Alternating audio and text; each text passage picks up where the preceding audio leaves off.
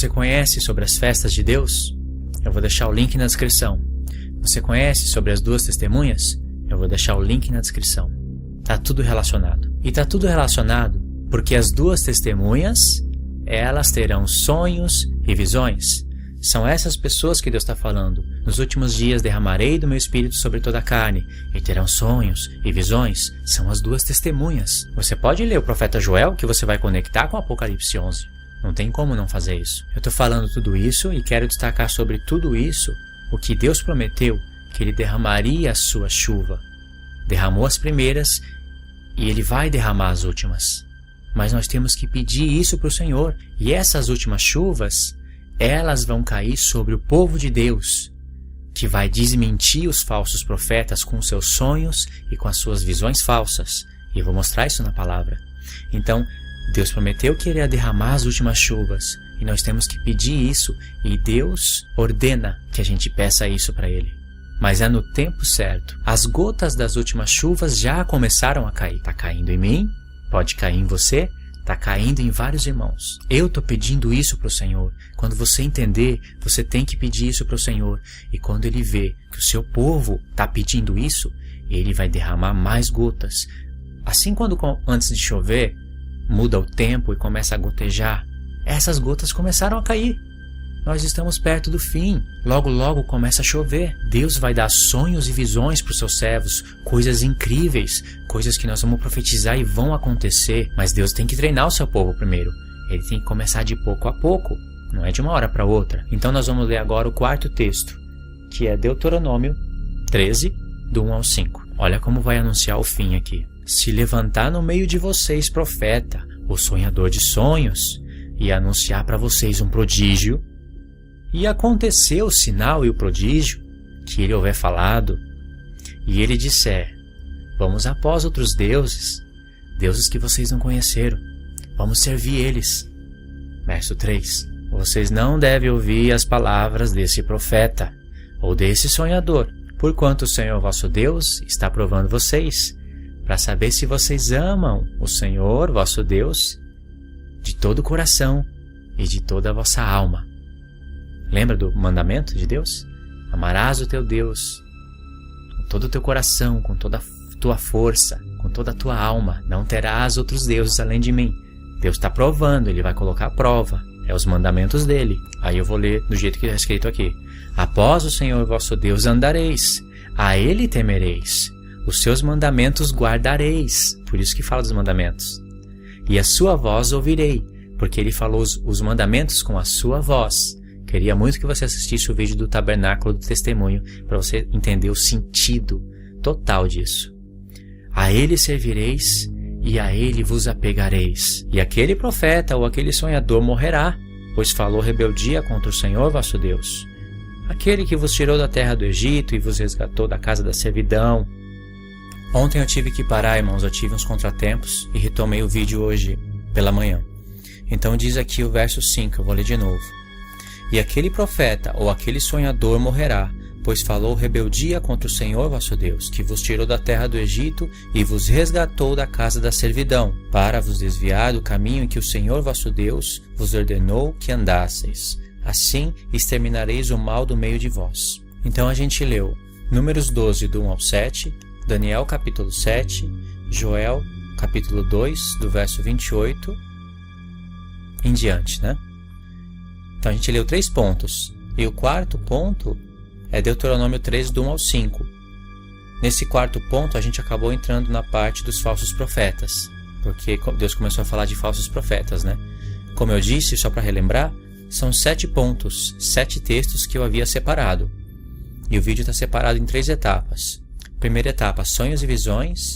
Segunda etapa, falsos profetas. E terceira etapa do vídeo, os meus sonhos, as minhas visões, que eu vou compartilhar com vocês. Eu mesmo fico desconfiado com os meus sonhos e com as minhas visões. Eu vou buscar o Senhor para ver o que Ele está querendo dizer com tais figuras. Alguns sonhos e algumas visões é para avisar coisas relacionadas à minha vida. Outros sonhos e outras visões que o Senhor me deu são coisas relacionadas às nações, coisas proféticas que têm a ver com o nosso tempo. e eu vou continuar buscando o Senhor a respeito disso, porque é promessa. Então a gente pode ler agora Jeremias 23, a partir do 23. Eu havia marcado, irmão, para a gente ler a partir do verso 9, Jeremias 23, a partir do verso 9 até o 40, destacando alguns pontos dos falsos profetas relacionados com sonhos e visões. Só que hoje eu fui ler o verso 1 para contextualizar mais, verso 1, 2, 3, né, até o 9, e eu vi coisas impressionantes, coisas que a gente vai somando de pouco a pouco. São coisas difíceis de se entender, principalmente se você não acompanha meu canal, você não vai entender o que eu vou falar agora. Só que mesmo assim eu vou explicar porque tem pessoas que já me acompanham. Então por essas pessoas eu vou falar. Você não entendeu agora? Não tem problema. Eu explico uma outra hora, eu explico através de um áudio, do WhatsApp, sei lá. Eu arrumo alguma maneira de explicar isso para você. Para entender isso é preciso ter escutado o meu áudio de Gog e Magog. É um estudo que eu fiz sobre Gog e Magog. E diz o seguinte: ai dos pastores que destroem e dispersam as ovelhas do meu pasto, diz o Senhor. Portanto, assim diz o Senhor, o Deus de Israel, acerca dos pastores que apacentam o meu povo. É uma coisa que aconteceu no passado, mas profetiza para o nosso tempo. Principalmente quando a gente olha para o contexto. Trombetas, dia da ira, sabe? O último tempo da ira de Deus. E várias outras coisas que nos levam ao fim. Deus sempre vai profetizar o fim através de um contexto histórico. Aí diz o seguinte: essa é a palavra de Deus que Deus fala para os pastores. Vocês dispersam as minhas ovelhas e afunguentam elas. E vocês não visitam elas. Eu vou visitar a maldade de vocês em vocês, diz o Senhor. Eu mesmo vou recolher as minhas ovelhas de todas as terras para onde elas tiver se espalhado.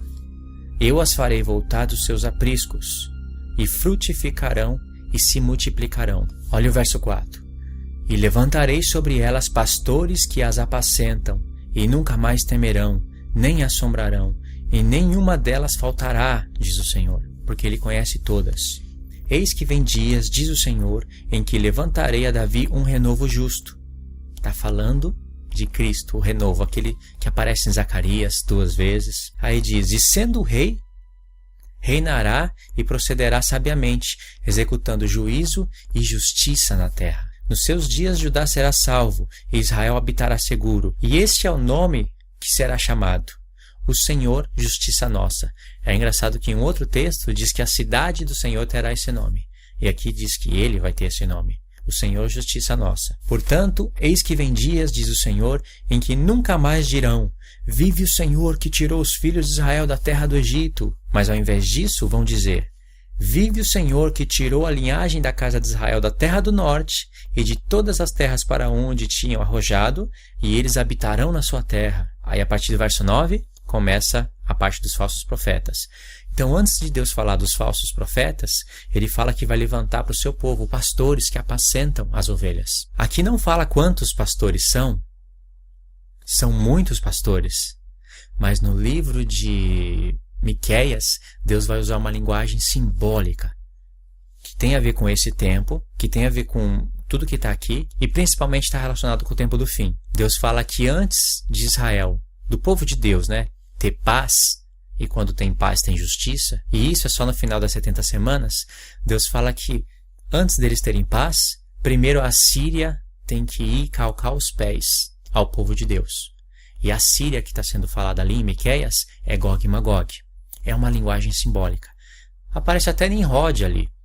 Nimrod está para trás, né? Mas Nimrod é o rei da Síria, prototipo do anticristo. A Síria tem que ir calcar os pés ao povo de Deus. É o santuário de Deus que é pisado. Aí diz a profecia: então levantaremos contra eles 7 pastores e 8 príncipes.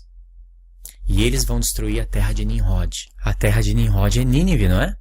A capital é a Síria. E tem profecias contra Nínive e contra a Síria. Então o que Deus está falando em Miqueias 5 é uma linguagem simbólica, profética. Deus está vendo quem está prestando atenção na profecia e quem não está prestando atenção no que Ele está falando. E Deus sabe que para entender o que está sendo falado em Miqueias 5, é preciso de somar com outros profetas. Então, é revelação. Deus fala coisas profundas, irmão. Só que como Deus é muito sábio, através de palavras simples, Ele mostra coisas profundas.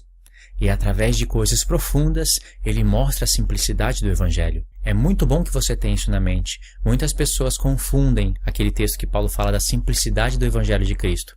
Não precisa de tudo isso que você está falando, não. O Evangelho de Cristo é simples. Crê e vai ser salvo. No vídeo eu nem estou falando de salvação, eu estou falando dos mistérios de Deus, das riquezas de Cristo. Tudo que está depositado em Cristo e está em nós pelo Espírito. Paulo fala isso em Colossenses. E essas riquezas estão espalhadas pelos profetas. Então, 7 pastores e 8 príncipes. Deus sabe que a gente vai fazer as contas quando ele falou isso. Deus sabe que a gente ia perguntar, poxa, mas o povo vai ter paz só depois que a Síria vier e calcar os pés ao povo de Deus? Deus queria que você estudasse as profecias a respeito da Síria, do Egito também. E vai destruir a terra de Nimrod.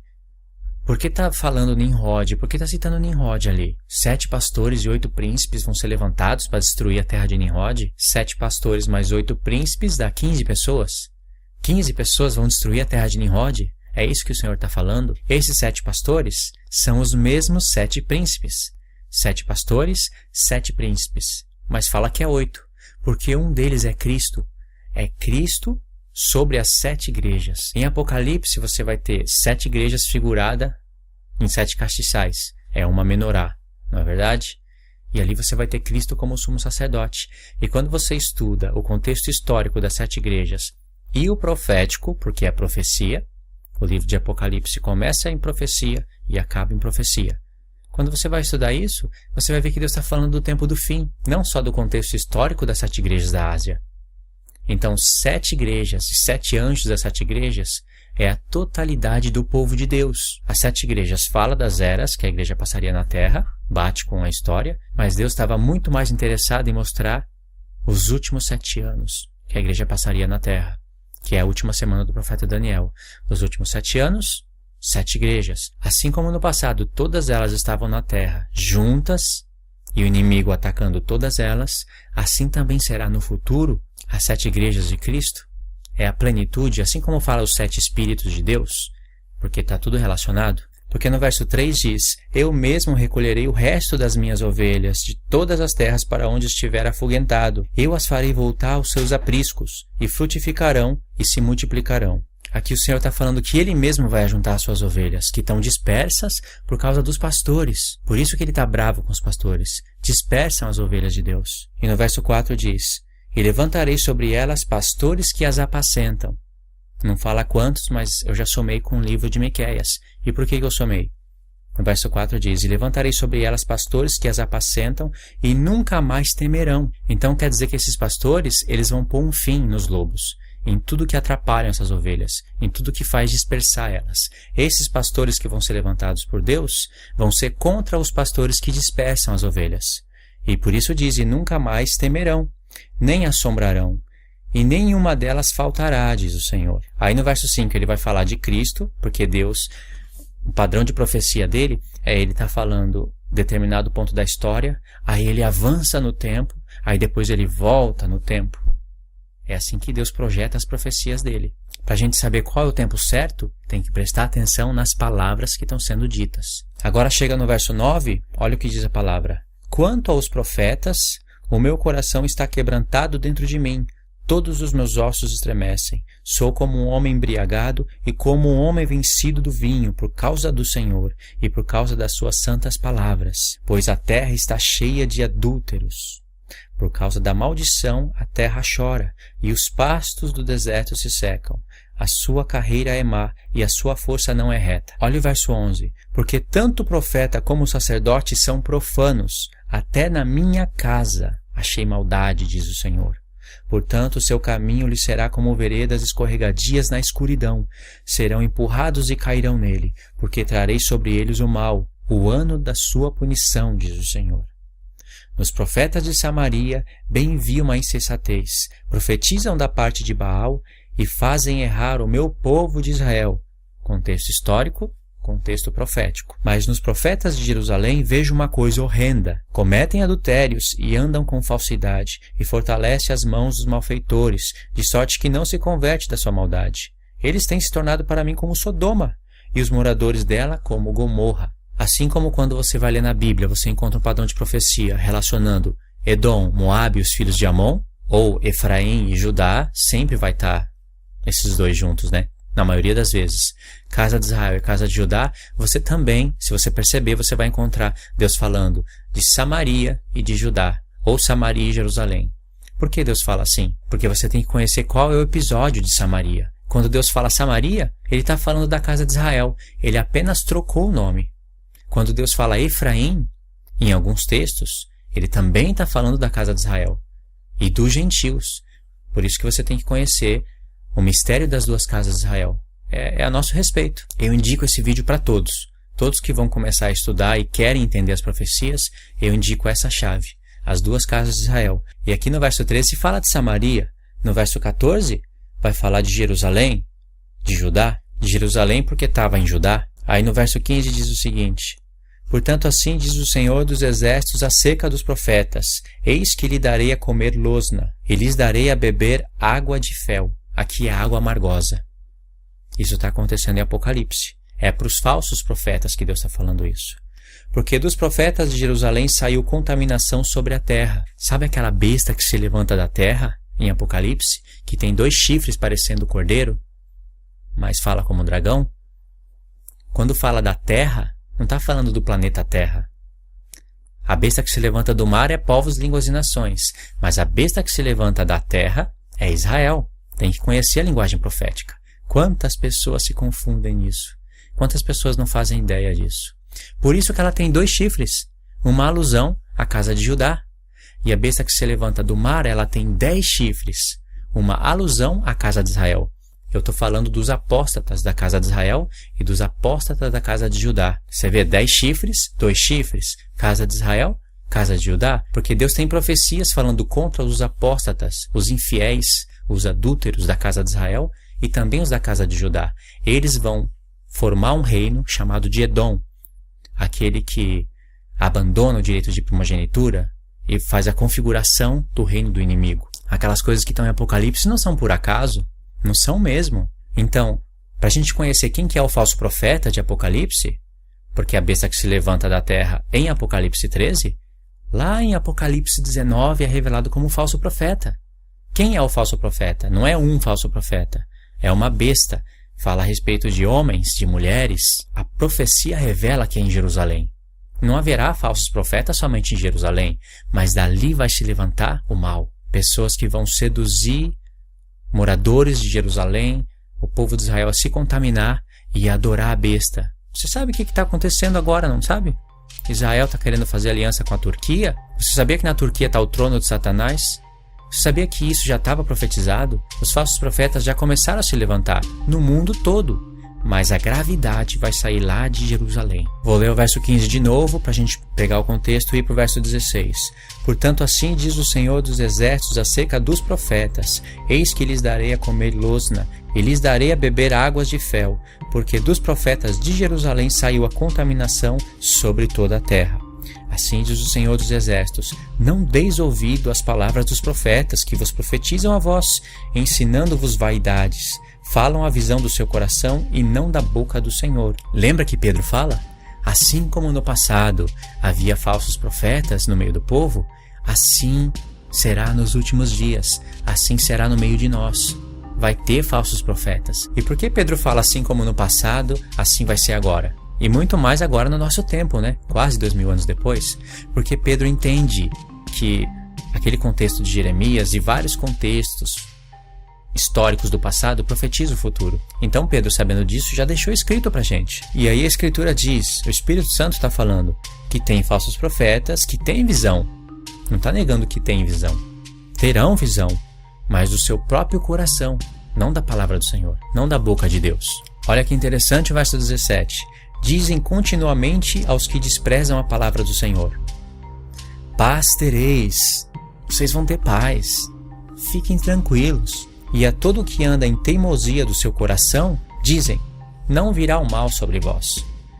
Só aqui Deus está ensinando, dizem continuamente aos que desprezam a palavra do Senhor. Os falsos profetas profetizam as visões do seu coração a pessoas que desprezam a palavra de Deus. Não está falando que são ímpios, que são ímpios no sentido de não conhecer o Senhor. Conhece, fala de Jesus, fala do Evangelho, mas desprezam a palavra, desprezam a Escritura. E a todo que anda em teimosia do seu coração, é um coração teimoso que não obedece a Deus, os profetas falam para ele, não virá o mal sobre vocês. Isso lembra arrebatamento secreto?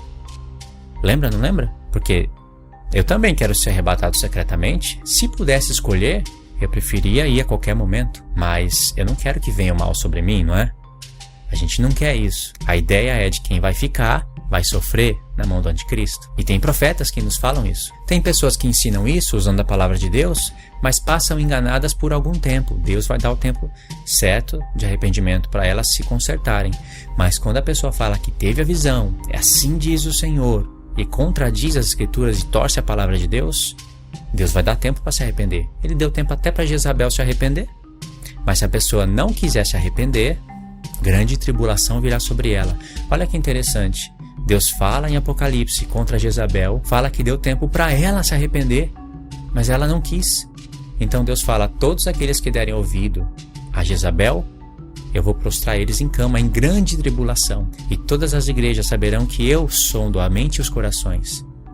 Tá vendo? Os falsos profetas que profetizam que o povo não vai sofrer, que vai ser arrebatado a qualquer momento, que quem vai sofrer é só quem ficou. Essas pessoas mesmas vão cair em grande tribulação. Deus fala isso. Verso 17 de novo. Dizem continuamente aos que desprezam a palavra do Senhor, paz tereis, e a todo que anda na teimosia do seu coração, os falsos profetas falam, não vai vir mal sobre vocês. Aí o verso 18, olha que Deus fala, pois quem dentre eles esteve no concílio do Senhor para que percebesse e ouvisse a sua palavra, ou quem esteve atento e escutou a sua palavra? É uma pergunta. Deus está falando, esses falsos profetas profetizam a visão do seu coração, fala para o meu povo que eles não vão sofrer, que não vai vir mal nenhum sobre eles, e é um povo que ainda anda em teimosia e que despreza a palavra do Senhor. Aí Deus fala, mas como que eles iriam profetizar o contrário? Porque quando que eles esteve no meu concílio? Quando que eles ouviram a minha palavra para poder profetizar o certo? Então profetiza do coração, porque se estivesse no concílio do Senhor e se olhasse para a palavra do Senhor, iria tocar a trombeta corretamente. Se a trombeta não é tocada corretamente, quem vai se preparar para a batalha? Aí no verso 19 Deus fala, eis a tempestade do Senhor, a sua indignação, qual tempestade devastadora, já saiu, será descarregada sobre a cabeça de todos os ímpios.